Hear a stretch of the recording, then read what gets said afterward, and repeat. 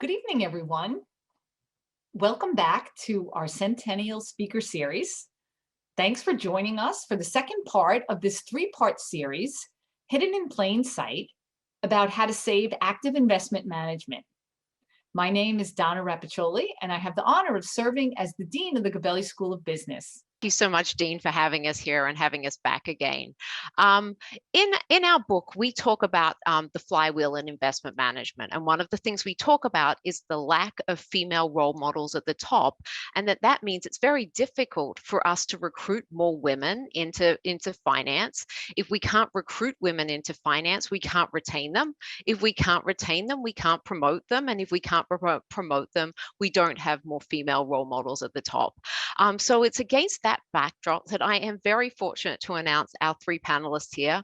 Melissa Kaysen is from Black Creek Investment Management, Katie Koch is from Goldman Sachs Asset Management, and Monica Erickson is from DoubleLine. So thank you for being here. These three ladies are part of our chapter, which is called The Constellation, which is a constellation of successful women in investment management. So thank you for joining us. The first question I have for the panelists, and I'm going to start with Monica. Firstly, if you can tell us about how you got into investment management, and actually, how did you hear about a career in investment management initially? Sure, and thanks, Katrina, for asking me to be a part of this. I think these kinds of talks are super important. So I first learned about it when I was in college. In between my junior and senior year, I went to USC in Los Angeles, and I'd taken my major was business with an emphasis in finance, so I understood kind of how to do the analysis, but didn't understand really what an investment management firm didn't understand what the clients were, didn't understand the whole kind of ecosystem. And I remember there was the head of the marketing firm that I first started working for sat me down and explained this. And this was when I was interning there, and I was still completely confused as to, like, how do we get this money? Who's giving us this money, And that was the firm where I started my career. And I think I was fortunate enough. I was fortunate. I did not seek them out. I have this kind of, I think, fault of being a perfectionist. So at USC, I had a 4.0, and because of that, I think there were several firms in the area that were interested in me.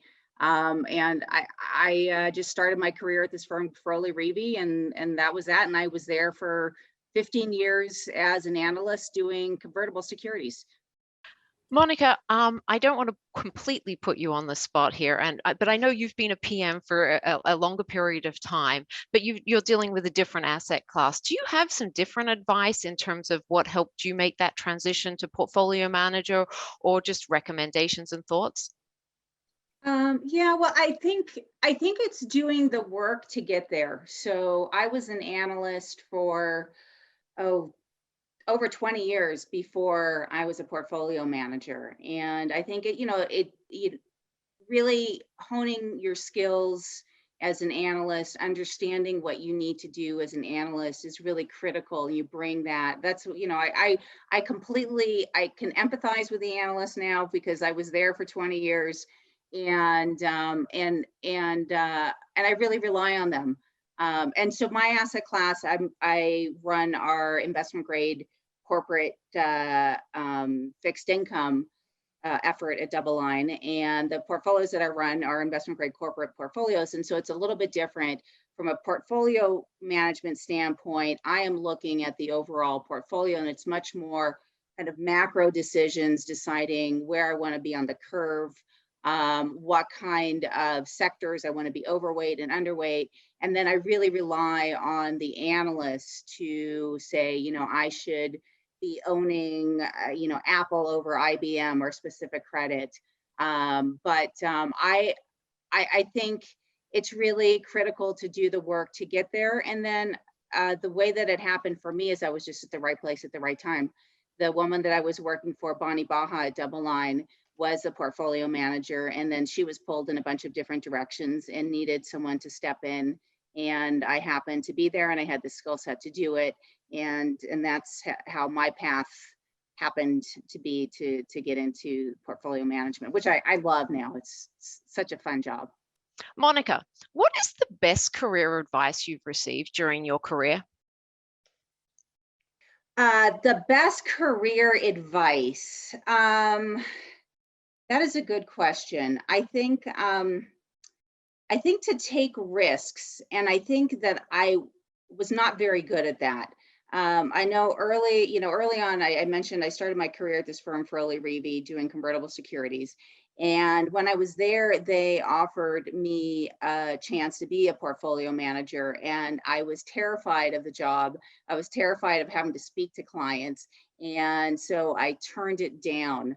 And I think now, I think the advice that I would give to the students that are listening is really to do things that make you uncomfortable, and really do take those risks. I would also add that getting my CFA early on, one of the requirements of being an analyst at Froley Reevy was you had to have your charter. And so I was forced to get that. And I had no idea what it was when I had graduated from college. And I was forced to get that immediately out of school. And I think doing that, there was so much overlap in the subject matter. And I didn't have kids then, I didn't have a family then. So it was really a good time to commit myself to that. And so I did get my CFA immediately out of school. So I think those two things, and the CFA is just part of the education process. Always be willing to educate yourself. And it kind of goes along what Katie was saying, really. I think the more you bring to the table, the more opportunities you're going to have in your career. And it goes back just you doing the work, and take risks, make yourself uncomfortable. Monica, we've talked a lot about mentorship and sponsorship, which I think we all agree is important. Can you just talk to us about mentors and sponsors that you had and the role that they played in terms of making in terms of your success? And I mean, maybe if you could also share how you approached them and how you were able to develop those relationships. Right, sure. I think Katie and Melissa covered it really well. And it's interesting, when I first started in the business, which was in the early 90s, those words weren't even around. I mean, the idea of like diversity and inclusion was like nowhere in our vocabulary. So I never, up until probably the last 5 years, did I ever think of any of these people as either mentors or sponsors. But looking back on it, I think there are people that have been critical in my career and that have given me opportunities, given me flexibility. I too am a mom, and I understand the difficulties and how you get pulled in different directions as a mother and trying to be an analyst or portfolio manager. So my first, I think, real kind of advocate, mentor, sponsor was my first boss, Andrea O'Connell. And, she first believed in me to hire me. And then she forced me to get my CFA. And then when I had my first child, she allowed me to work from home until my daughter went to preschool, which is basically unheard of. So I had complete flexibility. I didn't have to make the choice of, am I going to go back into the office 6 weeks after having a child, or, am I going to get to spend time with my daughter? And I think that because it would have been a hard choice for me, I think. I'm not sure which way I would have gone, and maybe I would have taken a couple of years off. And I think that I would have had a huge impact on my career. So I really credit her. And this was early on when, technology was not that fantastic. I mean, we had an ability to communicate. We had this chat, and it was real time and we could communicate, but we didn't have any kind of video. So she really trusted me to do the work. And because of that, I felt so incredibly loyal to her. And I worked probably 150% of what I would normally do, just because of the trust that she had in me. And then the second person I think that really helped my career was my second boss, Bonnie Baja, that hired me at DoubleLine. And I was actually at TCW, and I went to DoubleLine with her and Jeffrey Gunlock. And she, when I transitioned from doing convertible securities into doing investment grade corporates, I knew nothing about investment grade corporates. And again, she just believed in me and hired me on the spot and taught me everything that I know about investment grade corporates. And without her, I wouldn't be where I am today. And then there are several people at DoubleLine, I think, that have really pushed me. And I think that's what I kind of need, is a little pushing sometimes, because I get comfortable in my own kind of, whatever it is that I'm doing. And I tend to want to do everything perfectly. And so if I feel like if I don't know 110% of something, I'm not going to do it. So I've had people. There are our media rep at DoubleLine, Lauren Fleckenstein, forced me to go on TV. And I'll tell you something, I chose USC because there were no speech classes. That's how terrified I was of public speaking. And he got me to go. I really thought that the first time I went on TV, I was going to die. I thought that it was a possibility, and I didn't. And I really credit him for believing in me, that I could do it. And also our deputy CIO, Jeffrey Sherman, the first couple times I went on TV, he would spend an hour with me beforehand, say, Monica, it's going to be okay. And, look at this. And he just, spent his time talking to me about the markets, and really empathized also with how terrified I was of having to do this, and which was really helpful to me. So I think there's been so many people. I have to say my husband as well. He also very supportive, and just a real believer in me, and kind of pushes me to do things that are outside my comfort zone, which I think ultimately, leads to growth, and it's been beneficial for me personally and for my career. I've also had so many great friends that I've met in different organizations that have given me great advice over the years. So okay, I consider myself very lucky. Yeah, I think that is a great perspective.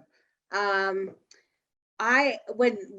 we were talking about this before, and just the question, what I thought of was kind of this kind of imposter syndrome, right? And I think that at times I feel like I have, and like I am successful, and at other times I don't feel that. And I think that's just like an internal thing that I struggle with. And I think also it's kind of looking over my own shoulder and making sure that I am doing the best that I can, and looking for ways to improve. And I think that's just kind of probably my psychosis of that's the way that I operate, but to Katie's point, I feel very fortunate to have had so far the career that I've had, to be financially in the position that I'm in, to have a healthy 21-year-old daughter that, I've been able to put through college. We recently moved to Jackson, Wyoming. I feel incredibly fortunate with my life, and part of that is attributed to my career, and it is financially a very lucrative industry to be in, and it has afforded me a lot of really nice things that I really appreciate. But we have a handful of questions here, and one is from Ellen Carr, and she suspects that Monica would be the best person to answer this, but welcomes anyone to. And she's asking, how can younger women prepare themselves technologically as the systems intensify of investment management increases? So what can they do to build up their technological skills? I'm not sure I have a great answer for that. I mean, I think it all comes down to really educating yourself. But specifically with technology, I mean, I have to say the young people on my team are so far advanced in terms of technology that I would guess that young people entering into the business are already so far advanced. I mean, not to date myself, but when I was in college, we didn't have computers yet. When I started in the business, we got research. There was no internet. We got research with it was like stacks of reports on my desk. I remember when we moved from DOS and having to know coding to the Windows. So I think I would imagine that kids coming out, I mean, I see what my daughter does. Kids coming out of college right now are so far advanced in terms of technology, way more so than us more senior people. I would agree, definitely, Monica. We have a question from Laura Rittenhouse, and I hope all of you can answer it. How has being a woman advanced or complicated your career? Well, back to what I was saying before, in terms of, when I started my career, I really didn't think about it in those terms. I just did my work. It wasn't like I usually was the only woman, except for whatever reason, my two bosses were women. But yeah, when I would go, I'd meet with management teams, and I was usually the only woman unless I was covering retail. When I covered retail, there were more women in the room. But I don't know. I never really thought of how it was to be a woman in finance. I just did my job up until when I went to a CFA Institute conference, which was about 5 or 6 years ago. And CFA Institute does an annual conference on diversity and inclusion. And it was the second one that they had done. And I went to that conference, and I was always, the best person for the job. I didn't believe in affirmative action. I thought, you're going to get ahead by, sticking to the grind, doing the work. And it really opened my eyes that we bring so much of our own experiences into our decision making, into how we hire, how we promote, who we want to hang out with, all of this work around unconscious bias. And so, I'm a firm believer in diversity and inclusion, and really a firm believer in educating all, men, women, in the benefits of understanding how your own biases play into your decision making. And I think, this is a little bit off topic, but I feel like the one thing that I can do is I've got a little team, and I can make sure that that team is diverse. And that for sure does not mean all women. It means diverse. And it's diversity of thought, it's diversity of background, it's diversity of gender. And I can proudly say that my team is 50% women, 50% men, and they all come from very different backgrounds. So I think, being a woman in this field, and especially I think at the stage I am in my career, I feel that it's my duty to contribute that way. And to contribute, I can do that in my team. I can also do that through different organizations. 100 Women in Finance is a great organization. They're global. If there are students out there that want to, join a good organization, I think they have a next gen. So I think I give back to that. And I see, when I see talent, whether it's female, male, whatever, I feel like it's my responsibility where I am to really encourage that and build that. That's awesome. Be the change you want to see, right? I always love to know, what would you have done if you weren't in investment management? Well, I think where I'm at right now, I think I'd like to start getting on boards. That would be my next move. But you know, if I had to do something completely different, I think I would be a host at Jackson Hole Mountain. I I love love that skiing answer. and and I think it's such an awesome job. They just get to hang out and tell people where to go and be friendly with people and ski all day. I want to thank everybody who joined us for the Series. We hope to see you all again.